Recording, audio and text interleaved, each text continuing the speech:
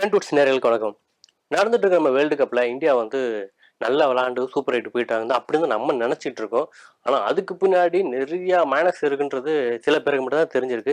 அது என்னன்றத ஒன்னொன்னா இந்த வீடியோல நம்ம பார்க்க போறோம். ஃபர்ஸ்ட் நமக்கு எல்லாரும் தெரிஞ்ச விஷயம் ஓப்பனிங்.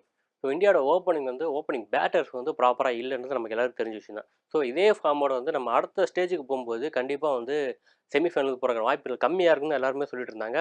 ஸோ அதுதான் உண்மை. அது மட்டும் தான் நமக்கு எல்லாம் தெரிஞ்ச விஷயங்கள். அதுக்கு பின்னாடி இன்னும் நிறைய குளறுபடிகள் நடந்துட்டு இருக்குன்னு சொல்றாங்க. அதுல வந்து ஜடேஜா வர்சஸ் ரோஹித் சர்மா வந்து ஃபைட் ஏதோ போயிட்டு இருக்குன்னு சொல்லிட்டு இருக்காங்க. அதுக்கான ரீசன் சொல்றது எல்லாமே வந்து கரெக்டா தான் இருக்குன்னு கண்டிப்பா நானும் சொல்லுவேன். ஏன்னா ஆரம்பத்துல ஜடேஜா வந்து ஓவர்ஸ் எப்படி குடுத்தாரு நமக்கு எல்லாமே தெரியும். யுஎஸ் கிட்ட வந்து அவர் ஓவரே போடல. மொத்தமாவே பார்த்தீங்கன்னா 3, 4 ஓவர்ஸ் தான் போட்டிருப்பாரு. 3 மேட்ச்லயும் சேர்த்து. அவரோட அனுபவம் குறைந்த அக்சர் பட்டேல் வந்து ஓவர் அதிகமா குடுத்துருக்காங்க. ஸோ அது ஒண்ணு வந்து எல்லாருமே காரணமா சொல்லிட்டு இருக்காங்க. அது ரோஹித் சர்மா ஏன் அப்படி பண்ணாருன்னு தெரியல. ஸோ ஃபேஸுக்கு தான் வந்து அதிகமாக விக்கெட் விழுதுனோன்னா ஃபேஸ் சைடு போனது ஓகே தான். இருந்தாலும் அக்சரோட அதிக எக்ஸ்பீரியன்ஸ் இருக்கக்கூடிய ஜடேஜாவை கொடுக்காம அக்சரை கொடுத்துருக்கிறது ஒரு விஷயமா பார்க்கப்படுது. ஸோ அதுக்கு அடுத்து பார்த்தீங்கன்னா பேட்டிங். பேட்டிங்கில் நம்ம ஜடேஜா வந்து எவ்வளோ எக்ஸ்பீரியன்ஸான பேட்டர் நம்ம எல்லாருக்கும் தெரிஞ்ச விஷயங்கள் தான். ஸோ இந்தியன் டீமில் அவாய்ட் பண்ண முடியாத ஒரு பொசிஷன் தான் அவர் இருக்காரு. ஆனால் அவரை விடுத்து நம்ம அக்சர் பட்டேல் வந்து அவருக்கு முன்னாடி 4வது பொசிஷனில் வந்து லெஃப்ட் ஹேண்ட் பேட்ஸ்மேன் வேணுன்றக்காண்டி ரோஹித் சர்மா அவரை ஏன் பிக் பண்ணாங்கன்னு இப்போ வரைக்கும் நிறைய பேர் வந்து கன்ஃபியூஷனில் தான் இருக்காங்க. ஸோ இது எல்லாத்துக்குமே காரணம் அவங்க 2 பேருக்குள்ள ஏதோ மனஸ்தாபங்கள் இருக்கு. ஸோ அதனால தான் வந்து போட்டியில் வந்து அந்த ரோஹித் சர்மா இந்த மாதிரி காட்டுறாரு அப்படின்னு சொல்லிட்டு இருக்காங்க. அது எந்த அளவுக்கு உண்மைன்னு தெரில. ஆனா, அவர் வந்து ஜடேஜாவ ஒதுக்குறாருன்ற மட்டும் தெளிவா நமக்கு தெரியுது. ஸோ அதற்கு அடுத்து பார்த்தீங்கன்னா, சூப்பர் 8ல நம்ம வெஸ்ட் இண்டீஸ் பிட்ச் எப்படி இருக்குன்னு எல்லாருக்கும் தெரிஞ்ச விஷயம் தான். Slow pitch. ஆனா, யுஎஸ்ஏ பிட்ச் மாரி இருக்காதுன்னு எல்லாருக்குமே தெரியும். கண்டிப்பா அங்க ஒரு ஸ்பின்னர் தேவைன்னும் தெரியும். ஸோ ஆல்ரவுண்டர் நம்ம ஜடேஜா இருக்கும்போது, முழு நேர ஸ்பின்னர் கண்டிப்பா வேணும்னு சொல்லிட்டு, சிராஜ் அவர்கள விட்டுட்டு நம்ம குல்தீப் யாதவ் வந்து உள்ள வரக்கான வாய்ப்புகள் அதிகமா இருக்குன்னு சொல்லிட்டு இருக்காங்க. எனக்கு தெரிஞ்சு அந்த மூவ் தான் நடக்கும் கண்டிப்பா. அப்படி குல்தீப் யாதவ் உள்ள வரும் பட்சத்துல கண்டிப்பா நமக்கு 3 ஸ்பின்னர்ஸ் இருப்பாங்க. ஹர்திக் பாண்டியாவோட சேர்ந்து 3 ஃபேஸ் இருக்கும். எப்படி பார்த்தாலும் நம்ம வந்து 5 பவுலர்ஸ் தான் மேக்ஸிமம் அதிகமா யூஸ் பண்ணுவோம். ஸோ 6வது பவுலர்ஸ் வந்து பார்ட் டைம் தான் யூஸ் பண்ணுவோம். ஸோ அது எல்லாருக்கும் தெரிஞ்ச விஷயங்கள் தான். ஸோ அந்த மாரி சிச்சுவேஷன்லயும் நம்ம ஜடேஜா ஓரங்கட்ட வாய்ப்புகள் அதிகமா இருக்குன்னு தான் இப்ப எல்லாருமே சொல்லிக்கிட்டு இருக்காங்க. ஸோ இந்த மாரி விஷயங்கள் வந்து எல்லாராலயும் விமர்சனத்துக்கு உள்ளாக்கப்பட்டிருக்குன்னு தான் கண்டிப்பா சொல்லணும். ஸோ ரோஹித் சர்மா ஒரு சிறந்த கேப்டன். அவருக்கு எல்லாமே தெரியும். இருந்தாலும் இந்த மாரி நடந்துக்கிட்ட காரணம் என்னன்னு அவரா வாய் திறந்து சொன்னா மட்டும் தான் நமக்கு புரிய வரும். ஏன்னா, இப்ப எல்லாருமே பார்த்தீங்கன்னா, கிரிக்கெட்ட பார்த்துட்டு இருக்காங்க.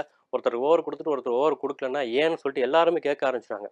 ஸோ பெஸ்ட் பவுலர் இருக்கும்போது நீங்க எதுக்கு இந்த மாரி ஆவரேஜ் பவுலர குடுக்குறீங்கன்னு கூட நெறைய பேர் கேட்பாங்க. நான் வந்து காமனா சொல்லிட்டு இருக்கேன். இந்த விஷயத்த சொல்லல.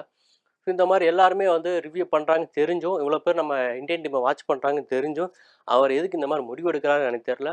இது எல்லாத்தையும் தாண்டி இந்தியன் டீம் பெர்ஃபார்மன்ஸ் எப்படி இருக்க போகுது? கண்டிப்பா வந்து பேட்டர்ஸ் வந்து கண்டிப்பா இம்ப்ரூவ் பண்ணணும்னு தான் எல்லாருமே சொல்லிட்டு இருக்காங்க. இன்னும் சில பேர் வந்து ரோஹித் சர்மா வந்து இந்த மாரி பாலிடிக்ஸ்லாம் விட்டு, அவரோட பேட்டிங்ல அவர் கான்சன்ட்ரேட் பண்ணாலே போதும். இந்தியன் டீம் நல்ல பொசிஷனுக்கு வரும் அப்படின்னு தான் சொல்லிட்டு இருக்காங்க. இப்போ ரோஹித் சர்மா இந்தியன் டீமுக்கு நல்ல கான்ட்ரிபியூஷன் குடுத்துருக்காரு. எந்த சந்தேகமும் இல்ல. ஆனா இந்த மாரி சின்ன சின்ன விஷயங்கள் வரும்போது தான், நம்மளும் அத பத்தி யோசிக்க வேண்டியதா இருக்கு. இத தவிர்த்து மத்தபடி இந்தியன் டீம் வந்து கண்டிப்பா பெர்ஃபார்மன்ஸ் பண்ணுவாங்கன்னு தான் நம்பிட்டு இருக்கோம். இதெல்லாம் வந்து வேர்ல்டு கப் ஒரு சைடு போயிட்டு இருக்குப்பா. இங்க நம்ம இந்தியால இப்ப என்ன நடந்துட்டு இருக்கு பார்த்தீங்கன்னா, நம்ம காம்பீர். காம்பீர் சொன்னா நெறையா பேர் வந்து இங்க கை வச்சு தான் உட்காந்துக்கிட்டு இருப்பாங்க. எனக்கு தெரியும். சில பேர் காம்பீருக்கு வந்து ரொம்ப ஆதரவு குடுக்குறீங்க. நல்ல விஷயம் தான். அது இல்லன்னு சொல்லவே இல்ல. ஆனா, இப்ப நம்ம இந்தியன் டீம்ல இருக்கிற சிச்சுவேஷனுக்கு அவர் வந்து அடாப்ட் ஆவாரா? அப்படின்னு பார்க்கணும். ஏன்னா, நெறைய பேர் சொல்லக்கூடிய ஒரே விஷயம் என்னன்னு பார்த்தீங்கன்னா, இப்ப விராட் கோலி அண்ட் ரோஹித் சர்மா. கண்டிப்பா அவங்க 2 பேரும் பார்த்தீங்கன்னா, காம்பீருக்கு அகைன்ஸ்ட்டா தான் இருப்பாங்க. அது எல்லாருக்கும் தெரிஞ்ச விஷயம். பிசிசிஐக்கு அது தெரியும். இதுக்கு நடுவுல காம்பீரோட பவர பார்த்தீங்களா? அப்படின்னு சொல்லிட்டு பெருமையா வந்து அவரோட ஆதரவாளர் சில பேர் பேசிட்டு இருக்காங்க.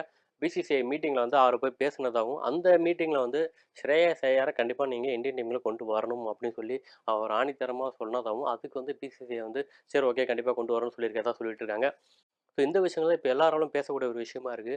ஸ்ரேயஸ் ஐயர் மேல பிசிசிஐ வந்து ஆல்ரெடி நடவடிக்கை எடுத்திருந்தாங்க. இந்த மாரி வந்து ரஞ்சில வந்து விளையாடாதனால வந்து அவர வந்து பிசிசிஐல ஒப்பந்தத்த ரத்து பண்ணணும் அப்படின்னு சொல்லிட்டு அவர் மேல நடவடிக்கை எடுத்திருந்தது தான் உண்ம. அந்த விஷயம் நம்ம எல்லாருக்கும் தெரிஞ்சிருக்கும்னு நெனைக்கிறேன். அவர் வந்து பேக் பெயின்ல இருந்து ஆப்பரேஷன் பண்ணி முடிச்ச பிறகு ஃபுல்லா கியூர் ஆன பிறகு கூட அவர் ஐபிஎல் விளையாடுறதுக்காண்டி உள்ளூர் போட்டிய வந்து அவாய்ட் பண்றதுக்காண்டி வேணுன்ட்டே வந்து பேக் பெயின் சொல்லிட்டு பொய் சொல்லிட்டு இருந்தாரு. இதுதான் உண்மைன்னு தெரிஞ்சுன்னா அவர் மேல நடவடிக்கை எடுத்திருந்தாங்க. ஆனா இப்போ வந்து காம்பீர் என்ன சொல்றாரு பார்த்தீங்கன்னா, ஒரு பிளேயர வந்து பிளேயரா மட்டும் தான் பார்க்கணும். ஸோ அவருக்குள்ள திறமை இருக்குன்னா கண்டிப்பா அவர வந்து நம்ம தூக்கி விடணும். ஸோ மத்த விஷயங்கள வந்து அவாய்ட் பண்ணிட்டு நம்ம வந்து கண்டிப்பா இந்தியன் டீம்ல பெஸ்ட் பிளேயர் கொண்டு வரணும்னு இருக்காரு. ஸோ மெயினா காம்பீர் இது சொல்றதுக்கு ரீசன் நமக்கு எல்லாருக்குமே தெரியும். கொல்கத்தா நைட் ரைடர்ஸ்க்கு ஸ்ரேயஸ் ஐயர் தான் கேப்டன். ஸோ அந்த பாண்டிங் அவங்க 2 பேருக்குள்ள கண்டிப்பா இருக்கு. இதுக்கு நடுவுல வந்து அடுத்ததா பார்த்தீங்கன்னா, ஜிம்பாப்வே டூர் வேற இந்தியா போறாங்க. ஸோ 5 2020 அதில வந்து அவர் கண்டிப்பா இடம் இல்லன்னு தெரிஞ்ச விஷயம் தான். அதுக்கடுத்து ஆஸ்திரேலியா டூர் இருக்கு டெஸ்ட் சீரிஸ். இதுக்கு 2த்துக்கு நடுவுல ஜூலை, ஆகஸ்ட்ல வந்து பார்த்தீங்கன்னா, நம்ம ஸ்ரீலங்கா கூட கண்டிப்பா ஒரு மேட்ச் இருக்கும். ஸோ, அதில வந்து கண்டிப்பா வந்து ஸ்ரேயஸ் ஐயர உள்ள கொண்டு வரணும் அப்படின்னு தான் அவர் வந்து அந்த மீட்டிங்ல பேசியிருக்கிறதா சொல்றாங்க. ஸோ, அதற்கு வந்து பிசிசிஐ வந்து சரி ஒப்புதல் குடுத்துருக்கதா சொல்றாங்க. ஸோ, கூடிய சீக்கிரம் ஸ்ரேயஸ் ஐயர் உள்ள வருவாரு. கூடிய சீக்கிரம் கேப்டனாவும் மாறுவாரு அப்படின்னு சொல்லிட்டு இருக்காங்க. ஏன்னா, இப்போ இருக்கிற ரோஹித் சர்மா அண்ட் விராட் கோலி பார்த்தீங்கன்னா, மேக்ஸிமம் 2, 3 வருஷத்துல வந்து அவங்களோட ரிட்டயர்மென்ட்ட அனவுன்ஸ் பண்ணிருவாங்க. ஸோ, அதற்கடுத்து காம்பீர் வந்து ஃபுல் அண்ட் ஃபுல் மத்த டீம் பிளேயர்ஸ வழிநடத்த போறாரு. ஸோ, மத்த யங் பிளேயர்ஸுக்கு அவர் மாரி ஒரு ஆள் தான் கண்டிப்பா தேவைன்னு சொல்லிட்டு, இப்போ பிசிசிஐக்கு ஆதரவா சில பேர் வந்து சொல்லிட்டு இருக்காங்க. ஸோ, என்ன நடக்கும்னு சொல்லி நம்ம வெயிட் பண்ணி தான் பார்க்கணும். அதையும் தாண்டி நம்ம விராட் கோலி அண்ட் ரோஹித் சர்மாவுக்கு குடுத்த கட்டளைகள் என்னன்னு பார்த்தீங்கன்னா, காம்பீர் அவர்கள் இந்தியன் டீம் கோச் வந்த பிறகு, கண்டிப்பா உங்களுக்கும் அவருக்கும் வந்து எந்த பேச்சுவார்த்தையும் இருக்கக்கூடாது. ஸோ, பார்ட்டிசிபேட் பண்றது, அந்த கலந்துக்கிறது எல்லாம் உங்க விருப்பம் தான் சொல்லிட்டாங்களாம். ஸோ, விராட் கோலி அண்ட் ரோஹித் சர்மா எப்படி பிஹேவ் பண்ண போறாங்கன்னு தெரியல. ஸோ, காம்பியருக்கும் அது வந்து அறிவுறுத்தப்பட்டிருக்குன்னு சொல்லிட்டு இருக்காங்க. ஸோ 2 பிளேயர விட்டுருங்க. மத்த எல்லாரும் நீங்க பார்த்துக்கோங்கன்னு சொல்லியிருக்காங்க. இது வந்து ஒரு இந்தியன் டீமுக்கு நடுவுல ஒரு நடக்கக்கூடிய விஷயமா? அப்படின்னு இன்னும் சில பேர் கேள்வி கேட்டுட்டு இருக்காங்க. இது எப்படி சாத்தியமாகும்? அவங்க 2 பேரும் வேண்டாம். மத்த இந்தியன் டீம் பிளேயர்ஸ் மட்டும் நீங்க பாருங்க அப்படின்னு சொன்னா, ஒரு டீம் பிளேயர்ஸ்க்குள்ள ஒரு பாண்டிங் கண்டிப்பா இருக்கணும். அத விட்டுட்டு அவங்க 2 பேர விட்டுட்டு மத்தவங்கள மட்டும் கவனிச்சோம்னா, ஒரு கோச்சா அத எப்படி ஒத்துக்குவாருன்னு தெரியல.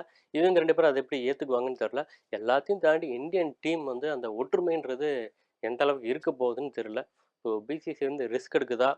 இல்ல ரோஹித் அண்ட் விராட் கோலி என்ன மாரி விஷயங்கள் ஃபேஸ் பண்ண போறாங்க? அவங்க எப்படி ரியாக்ட் பண்ண போறாங்க? இது எல்லாத்தையுமே வந்து இந்தியன் டீம் வந்து எப்படி தாண்டி வரப்போறாங்கன்னு தெரியலன்றது தான் உண்ம.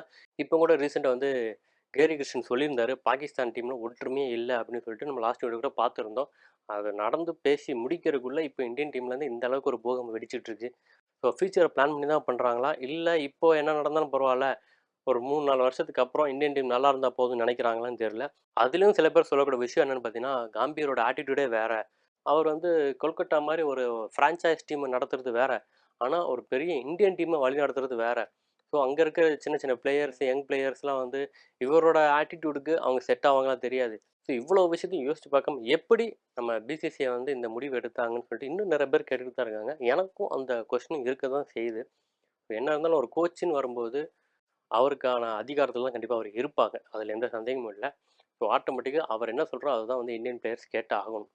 அப்படி இருக்கும்போது காம்பீர் அண்ட் நம்ம இந்தியன் டீம் பிளேயர்ஸ்குள்ள எந்த மாரியான ஒரு பாண்டிங் வரப்போகுதுன்னு தெரியல. அத வெயிட் பண்ணி தான் பார்க்கணும்.